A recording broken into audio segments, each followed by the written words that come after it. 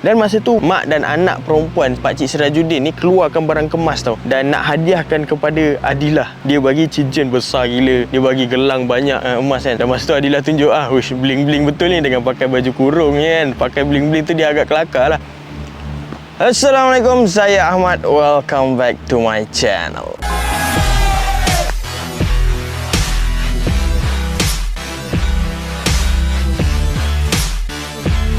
Okey, Alhamdulillah hari ini saya nak sambung kisah daripada buku Usaha Basikal, buku yang mengisahkan tentang pengembaraan berbasikal saya bersama dengan Ustazah mengembara ke 14 sebuah negara bermula daripada Malaysia, Thailand, Myanmar, India, Nepal, Pakistan, China, Kyrgyzstan, Kazakhstan, Uzbekistan, Afghanistan, Iran, UAE dan Arab Saudi selama 15 bulan, dan kami hanya bermula dengan RM1,900 saja. Okey, Alhamdulillah kini sekarang kami dah berada di Pahang, di Pantai Cerating, dan insyaAllah selepas ini kami akan teruskan pengembaraan ke arah Kuantan dan seterusnya akan turun ke Mersing lah sehinggalah ke Johor, dan ada lagi beberapa negeri seperti Melaka, Negeri Sembilan dan Selangor dan Kuala Lumpur insyaAllah. Okey, dan Alhamdulillah berbaki lagi sebulan untuk mengembara di sekitar Malaysia. Okey, baik, sebelum tu bagi siapa yang belum subscribe, please subscribe. So tanpa kita lengahkan masa lagi, jom kita sambung cerita.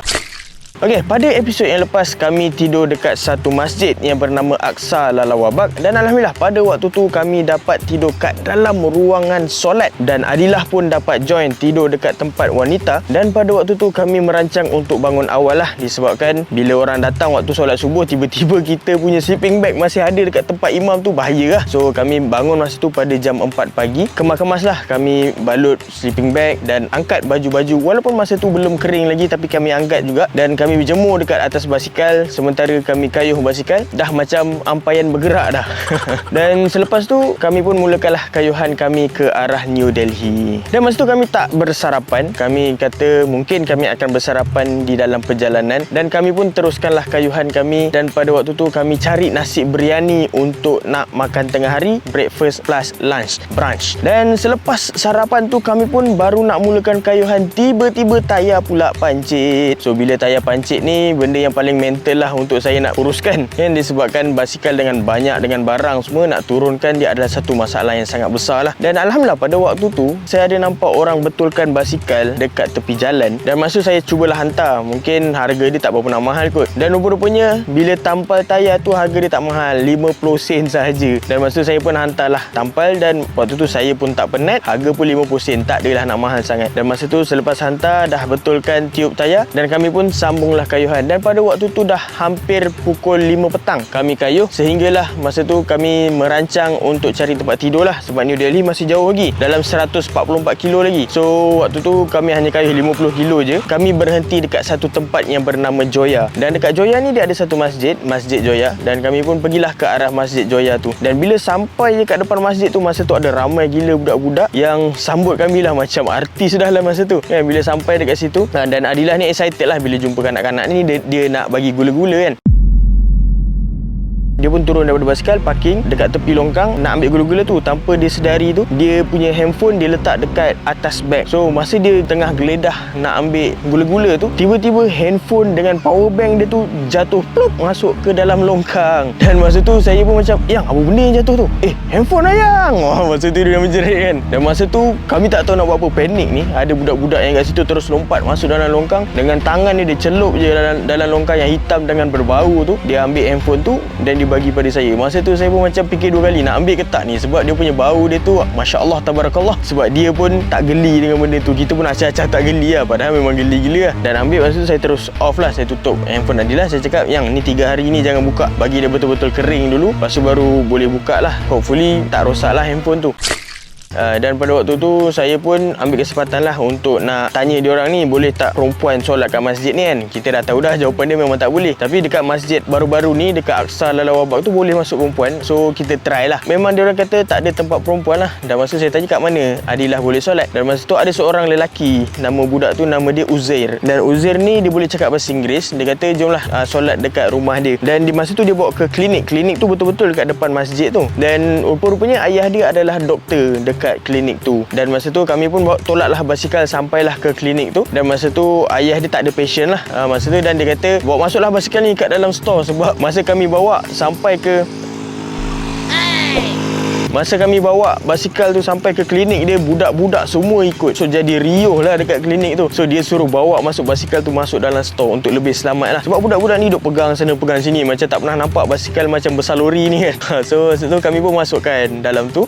Masa tu ayah dia kata tak apa, tunggu jap, dia nak beritahu kepada isteri dia lah yang ada tetamu datang. Mungkin dia nak siap-siap untuk kemas-kemas ke, sementara nak meraihkan tetamu baru dia ni lah. Dan bila dah habis masa tu dia panggil lah, okay naik atas. Dan masa tu saya pun nak pastikan Adilah ni tempat dia solat ni okey ke tak, family ni okey ke tak. Saya pun ikut naik atas. Dan bila saya tengok mak dia, saya berkenalan dengan mak dia, saya berkenalan dengan adik-beradiknya Uzair ni, saya kata okey lah, boleh lah solat. Dan saya pun turun balik pergi ke masjid untuk solat lah jamak Zuhur dengan Asar. Dan sebelum saya nak solat tu, saya dikerumuni balik oleh budak-budak dekat situ. Dan saya pun terpaksa lah bersembang dengan diorang ni, walaupun tak faham bahasa diorang dan diorang pun tak faham bahasa apa yang saya cakap, tapi masih lagi nak bersembang tu. Dan masa tu saya cakap tak apalah, saya nak solat jap, nanti kita sambung sembang lah. Saya cakap macam tu. Saya pun terus masuk ke masjid untuk nak solat. Dan bila dah habis solat, saya pun keluar balik. Dan budak-budak tu dah tunggu dah dekat depan tu nak jumpa dengan saya kan. Dan masa tu memang bising gila dekat depan masjid tu. Orang-orang tua dekat situ pun kata suruh diorang ni senyap kan. Dan masa sekejap je diorang senyap, lepas tu diorang bising balik. Saya pun okey lah, tak ada masalah lah. Bila dah penat layan dengan diorang ni, saya pun baliklah ke klinik ayahnya Uzair tadi. Dan masa tu saya tunggulah dekat bawah, tunggu bila lah Adilah ni nak turun. Memang lama gila masa tu Adilah. Dan saya cakap ini confirm ni, dia mesti interview semua orang kan, semua orang dekat dalam rumah ni. Sebab tu dia akan lambat lah. Tunggu.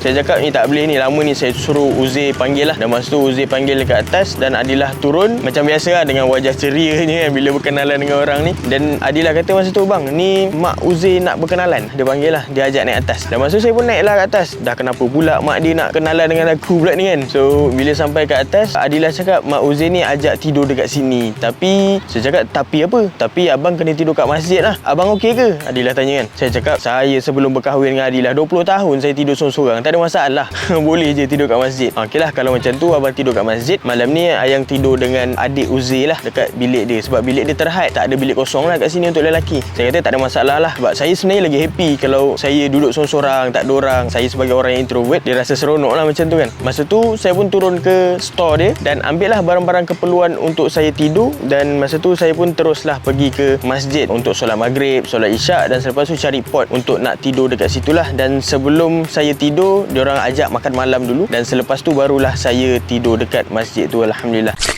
Keesokan paginya pun sama juga, saya kena bangun awal. Dan masa tu saya bangun pukul 4 pagi dan siap-siap mandi, solat jemaah bersama-sama. Dan selepas solat subuh bersama-sama tu, saya cari pot untuk tidur lah. Sebab memang ngantuk gila kan. So bila bersendirian ni, dia cukup tidur lah. Dan waktu tidur tu tiba-tiba Uzair datang kejut. Dia ajak bersarapan. Dan saya pun bersiap-siap dan teruslah naik ke rumah Uzair ni. Dan pada waktu tu makanan semua dah siap terhidang lah. Masa tu Adilah memang sangat ceria lah, suka tolong dengan maknya Uzair ni, adik Uzair ni masak. Dan masa tu Adilah kata malam tadi dia tidur lambat disebabkan bersembang lama dengan adiknya Uzair ni kan. Dan pagi ni memang dia bangun awal untuk siapkan sarapan bersama-sama lah. Dan masa tu dia happy dan saya pun happy juga. Sebab Adilah ni dia jenis extrovert, dia suka ada ramai orang dekat sekeliling dia. Dan saya pula orang introvert, kalau boleh memang tak nak ada ramai orang sepanjang masa. Sesekali boleh lah, tapi bila saya bersendirian, saya dapat saya punya energy back. Dan Adilah bila ada ramai orang, dia dapat dia punya energy back. Dan alhamdulillah kami ni saling melengkapi, okay? Dan selepas kami bersarapan, masa tu kami pun minta izin lah untuk sambung kayuhan kami ke arah New Delhi.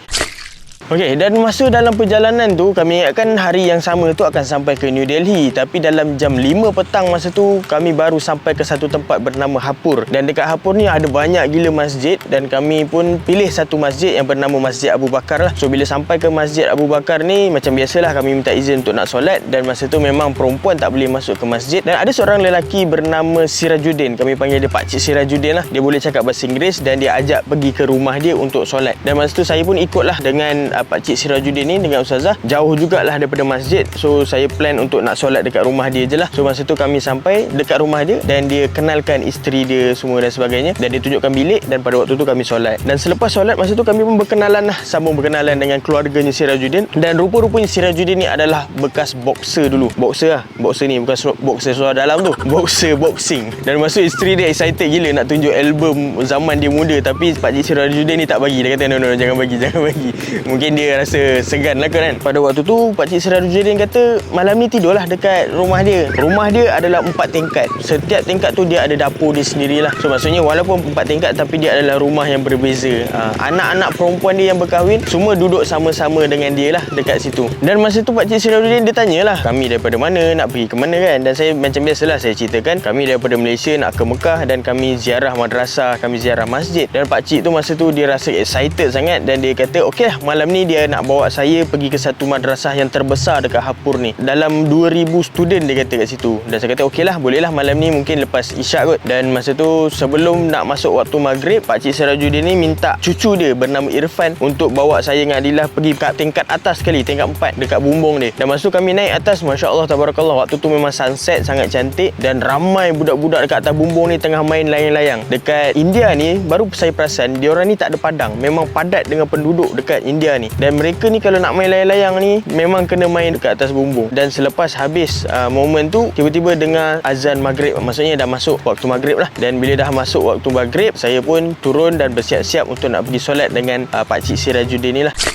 So bila sampai kat masjid tu, saya pun solatlah berjemaah dengan mereka ni. Dan bila habis je solat, masa tu saya perasan saya punya cermin mata hilang. Saya letak dekat tempat sejadah yang biasalah bila nak solat tu buka spek letak kat tempat sejadah. Dan waktu habis solat tu spek saya hilang. Dan masa tu Irfan dia bagi spek tu pada saya. Saya macam daripada mana spek saya ni kan? Dia kata ada budak umur 3-4 tahun ni dia ambil waktu saya tengah sujud dekat celah kelengkang.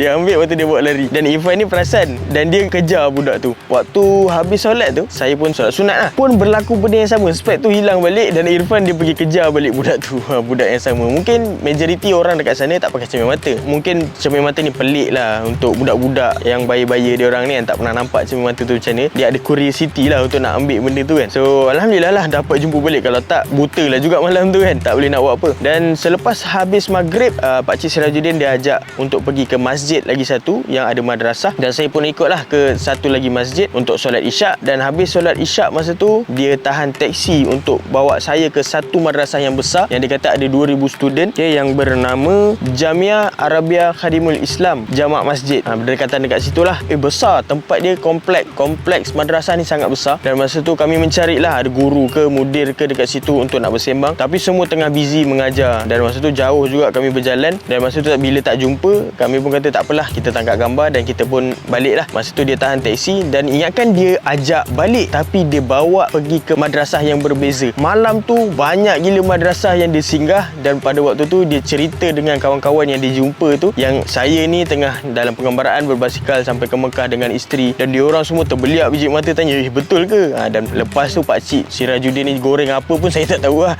Dan Alhamdulillah masa tu saya tengok jam dah pukul 12 malam. Saya pun rasa macam penat sangat disebabkan waktu siang tu saya dah berkayuh sejauh 50-60 km. So memang nak rehat lah. Tapi pakcik ni dia lenjan lagi. Dia bawa pergi rumah kawan dia pula. Kawan dia tu tengah tidur, dia kejut kawan dia tu dan dia cerita semua. Dan pakcik tu pun macam muka terpaksa je tangkap gambar dengan kami. Agak kelakar jugalah. Dan sampailah pukul 1.30 baru settle. Dan saya buat kira-kira dalam 14 buah madrasah juga yang dia bawa masa tu. Memang lunyai habis lah. So bila pukul 1.30 barulah balik ke rumah je. Dan masa tu saya terus cari katil lah. Memang penat gila. Masa tu saya tengok Adilah dah tidur, punyalah nyenyak dan saya pun tidur. Dan pada keesokan harinya memang bangun lambat lah. Lepas azan subuh tu baru terjaga. Dan masa tu Adilah kata, semalam abang pergi mana? Yang call tak dapat. Masa tu saya cakap, busy semalam, 14 buah madrasah pergi. So memang tak sempat nak angkat. Berkenalan dengan orang, bersembang dengan orang semua kan. Dan masa tu Adilah kata, syabas, tahniah. Dia tahu saya ni jenis yang susah nak jumpa orang, susah nak pergi madrasah. Tapi untuk satu malam sampai ke 14 madrasah, dia adalah satu pencapaian yang tak pernah berlaku dalam hidup saya lah kan. So masa tu Alhamdulillah, selepas baca Yasin bersama-sama dengan Adilah, kami pun turunlah untuk bersarapan bersama dengan Pakcik Sirajuddin ni. Dan masa tu Pakcik Sirajuddin ni dah ada dengan keluarga dia dan cucu-cucu dia dah bersiap-siap untuk nak pergi sekolah. Dan pada waktu tu kami pun tangkap gambar bersama dengan cucu mereka ni, Irfan dan adik-beradik dia yang lain, sebelum kami juga sambung kayuhan ke New Delhi pada waktu tu. Dan masa tu mak dan anak perempuan Pakcik Sirajuddin ni keluarkan barang kemas tau, dan nak hadiahkan kepada Adilah. Saya masa tu macam gelak gila lah. Sebab apa? Dia bagi cincin besar gila, dia bagi gelang gelang banyak emas kan. Saya tak tahulah, mungkin bukan emas betul lah, tapi tak kisahlah, dia nak bagi juga barang kemas tu kepada Adilah kan. Dan masa tu Adilah tunjuk wish, bling-bling betul ni dengan pakai baju kurung kan. Pakai bling-bling tu dia agak kelakar lah. Saya cakap lah dengan Adilah, yang nak kayuh macam ni ke, nak pakai cincin ni semua? Dia kata tak lah, tak apalah, lepas ni masuklah dalam beg kan, ataupun bagi orang lain. Dan masa tu Alhamdulillah, selepas kami bergambar bersama-sama, dan dia pun dah anggap kami macam anak sendiri, dan kami pun masa tu minta izin untuk sambung kayuhan kami ke arah New Delhi lah. Dan Alhamdulillah pada waktu tu ada seorang lelaki ni, nama dia Ahmad. Dia datang ke rumah Pakcik Sirajuddin yang saya jumpa malam tadi dekat salah satu madrasah lah, dan dia ajak bersarapan dekat rumah dia. Masa tu baru je lepas sarapan dekat rumah Pakcik Sirajuddin, tapi dia ajak juga kita meraihkan lah. Dan masa tu kami kayuh sampai ke rumah dia, dan abang dia baru lepas berkahwin, baru saja bernikah. Dan masa tu isteri kepada abang dia ni bagi lagi gelang kahwin dia tu kepada Adilah. So banyaklah barang kemas yang Adilah dapat dekat India ni. Dan selepas tu kami pun bergambar bersama dan minta izin untuk sambung kayuhan sampai ke New Delhi. Alhamdulillah. So itu sedikit sebanyak kisah kami dekat Hapur. InsyaAllah episod yang akan datang saya akan sambung kisah dekat New Delhi. Alhamdulillah dah sampai New Delhi. Tak sabar nak pergi ke embassy, tak sabar nak jumpa orang Melayu. Best lah cerita dekat kedutaan nanti saya akan sambung pada episod yang akan datang. So sehingga di sini sahaja untuk episod kali ini. So sedikit hikmah daripada saya. Allah SWT memberikan rezeki melalui manusia yang lain. Lagi banyak kita buat baik terhadap manusia yang lain, lebih banyak rezeki yang Allah akan beri, insya-Allah biiznillah. Okey, sampai di sini sahaja. Kita akan berjumpa lagi di episod yang akan datang. Dan bagi siapa yang belum subscribe, please subscribe. Dan jika anda sukakan video ini, please klik like dan sharekan kepada rakan-rakan anda, insya-Allah. Saya Ahmad. Assalamualaikum warahmatullahi wabarakatuh.